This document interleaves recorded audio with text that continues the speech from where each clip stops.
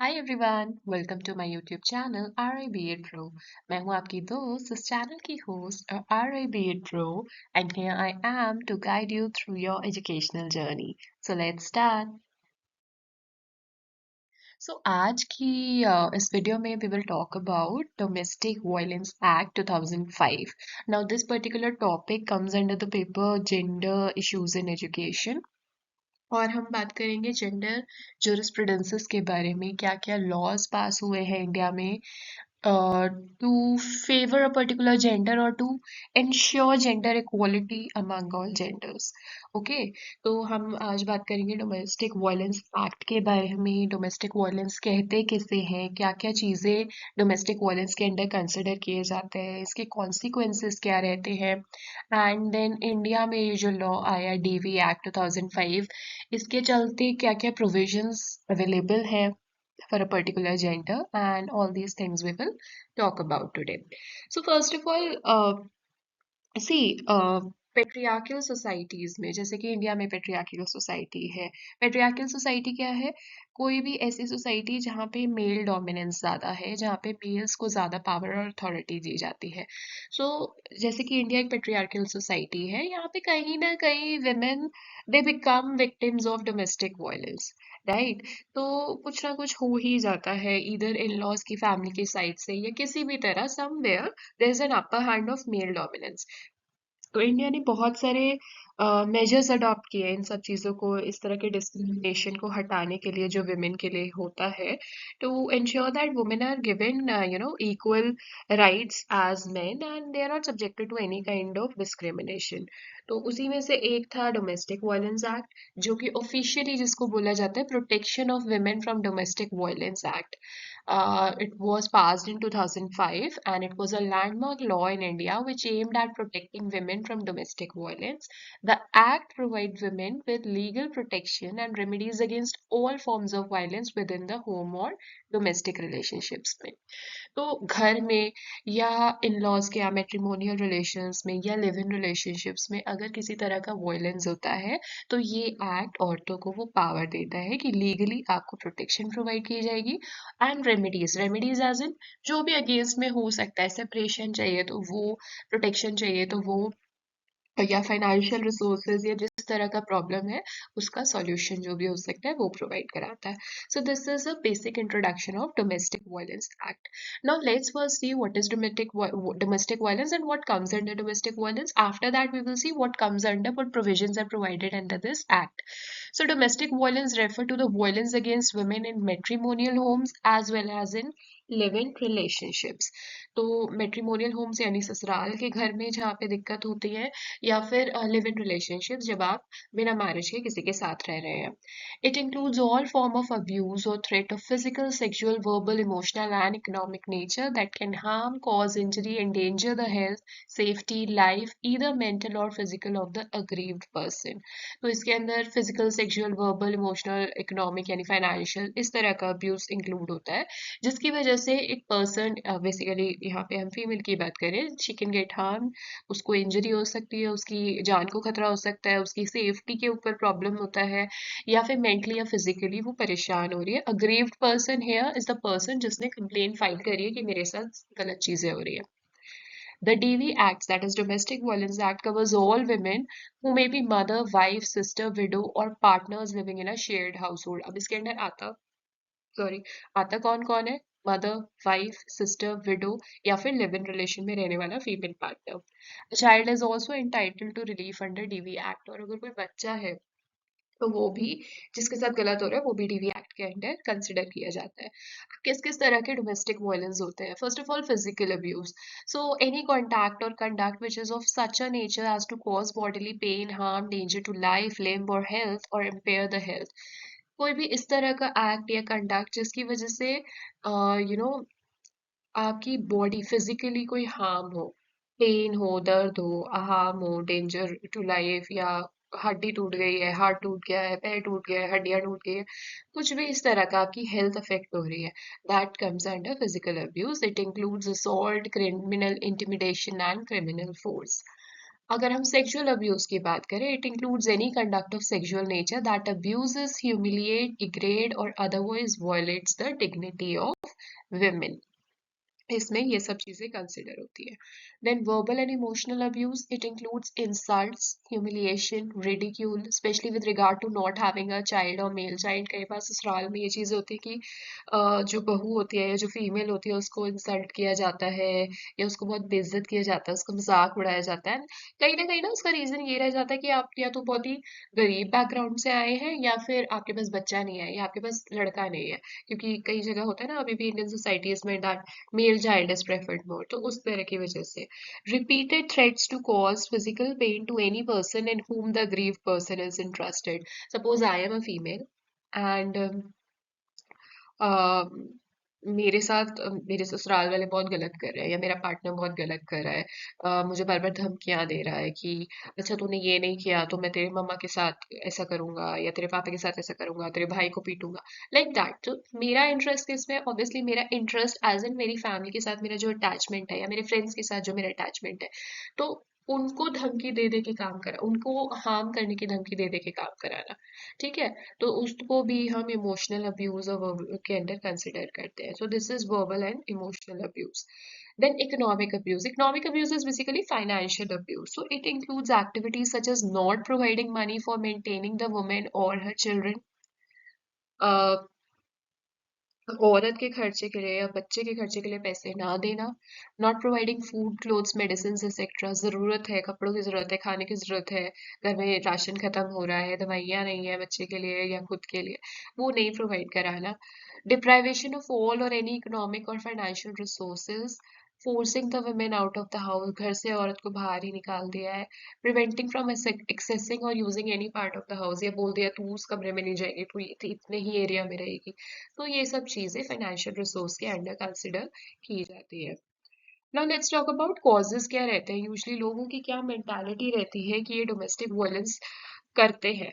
तो first is addiction to alcohol. Many male partners who are addicted to alcohol, उनको होश ही नहीं रहता है, वो उसके नशे में दे उसको कुछ भी ब्रोको टोको तो they do the physical harm और emotional harm, that kind of thing, because they are not in senses and they are not even able to leave the alcohol, उनको एडिक्शन हो चुका है. Low self esteem of abuser, sorry. जब किसी की self esteem बहुत लो होती है तो खुद को पावर में दिखाने के लिए, अथॉरिटी में दिखाने के लिए, खुद को बड़ा बनाने के लिए यूजली वो क्या करते हैं, किसी भी पावरलेस इंसान को या कमजोर को they shout over them, they harm over them to assert their authority कि नहीं मेरी भी कुछ है, मेरा भी कुछ वेट है, उस तरह से. Then dissatisfaction with dowry. कई बार जो ससुराल वाले होते हैं दे आर नॉट सेटिस्फाइड कि हाँ बहू बस इतना लेके आई है, हमें तो इतना चाहिए था, हमें तो ये भी चाहिए था, हमें तो सुमो कार चाहिए थी, ये तो टाटा मारुति दे दी है. तो इस तरह की, सॉरी मारुति दे दी है, 800 दे दी है. तो उस तरह की चीज है ना कि उनको और चाहिए और चाहिए, that kind of greed, that is one of the reason. Orthodox mindset of people. कई लोग बहुत ही रूढ़िवादी और पुरानी सोच के साथ आते हैं कि हमने तो ऐसा ही देखा है तो हम ऐसा ही करेंगे. हमने तो देखते आए हैं कि हमारे पापा वगैरह चिल्लाते रहते थे, दादा वगैरह चिल्लाते रहते थे हमारी दादी पे, हमारी मम्मी पे, तो it's not a big thing, ये तो सोसाइटी में होता आया है तो हम भी कंटिन्यू रखेंगे. दैट ऑल्सो लीड्स, औरतों को दबा के रखना चाहिए, दैट काइंड ऑफ सोच also leads to domestic violence. Suspicious nature of the abuser. कई बार होता है कि बहुत ही शकी इंसान होता है, बहुत ही शकी पार्टनर है, वो कहीं भी चले गए, सब्जी वाले से बात कर ली तो शक हो गया, है ना.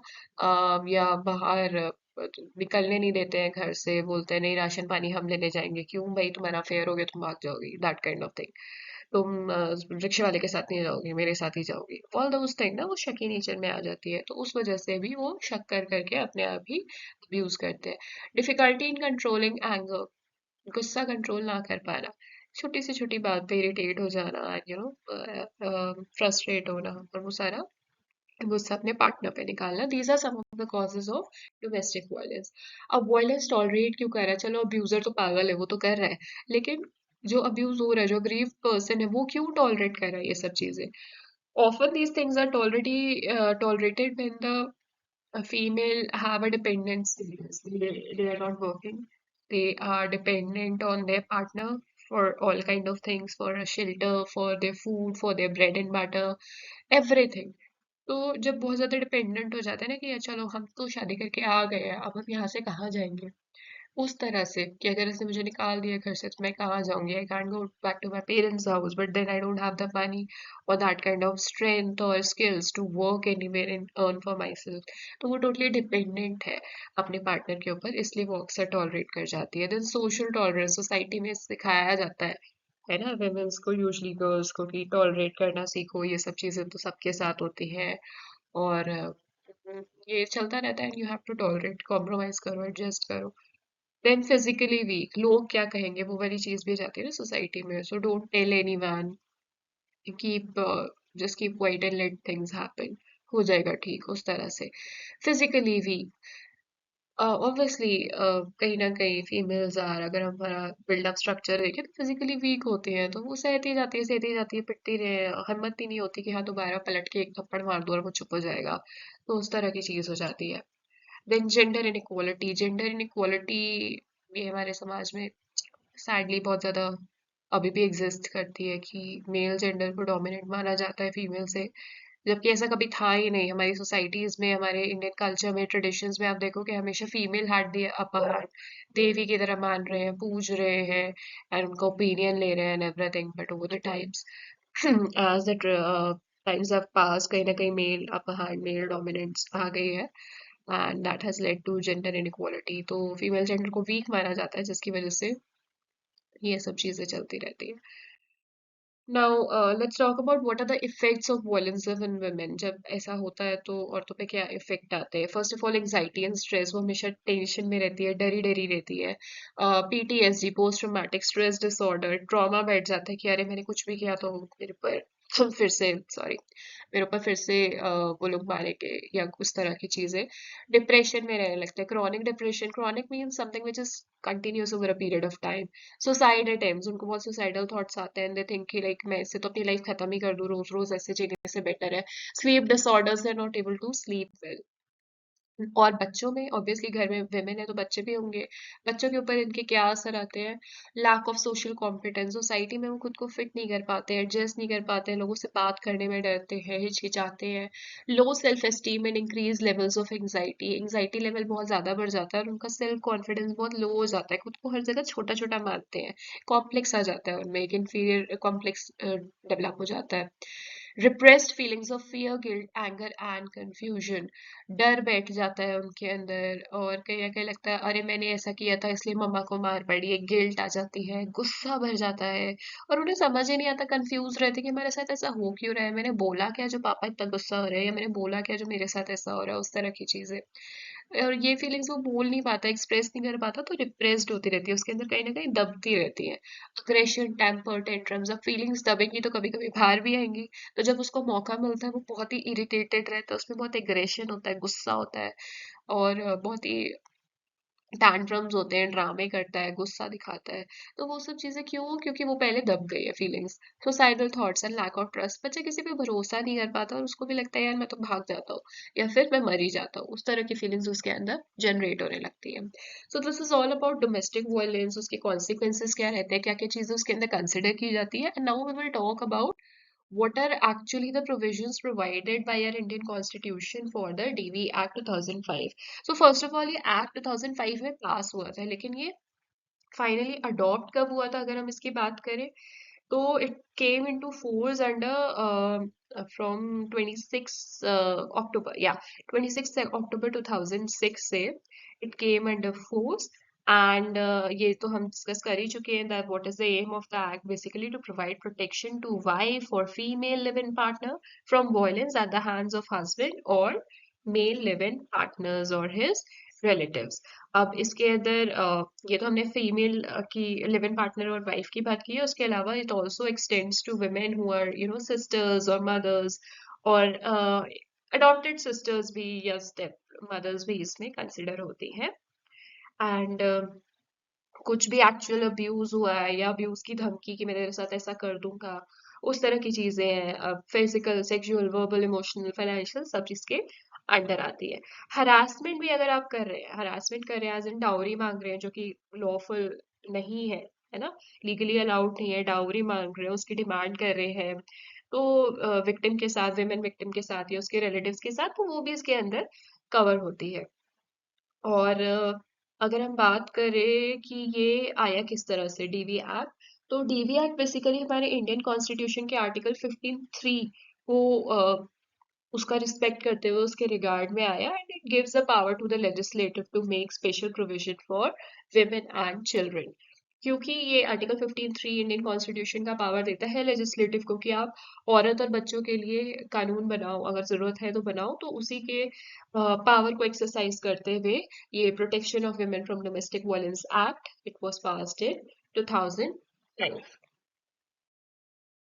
Now, who all are protected under this? तो ये हम बात कर ही चुके हैं. The law protects women who have been into domestic relationships, such as wife, partners, daughters, mothers, or sisters, and face abuse from a male relative or partner. It applies to relationships by marriage, blood relations, live-in relationships, or adoption. Right to reside, ये औरत को power देता है. कई बार होता है ना, घर वाले ससुराल वाले घर से बाहर निकाल देते हैं, पति घर से बाहर निकाल देता है, तो कहाँ जाएगी?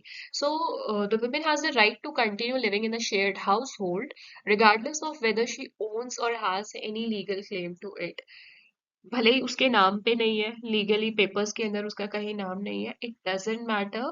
अगर वो किसी भी रिलेशनशिप से, मैरिज से, या बाय एज अ डॉटर और अडॉप्शन, अगर वो उस हाउस होल्ड का पार्ट है, तो प्रॉपर्टी पे कहीं नाम हो चाहे ना हो, she will continue to live in that particular household, अगर उसने कंप्लेन कर दी तो. The act ensures that women are not forced out of their homes due to domestic violence. ऐसा नहीं है कि वायलेंस हो रहा है और घर से बाहर फेंक दिया कि इसकी अकल ठिकाने आ जाएगी. नहीं, कोई घर से बाहर नहीं निकाल सकता, प्रोवाइडेड कंप्लेन हुई है, तभी तो पुलिस या लीगल ऑफिसर्स को पता चलेगा, and they will take care of that. Protection orders. So women can seek protection orders from a magistrate to stop the abuser from committing further violence. The court can order the abuser to stay away from the women's home, workplace, or children.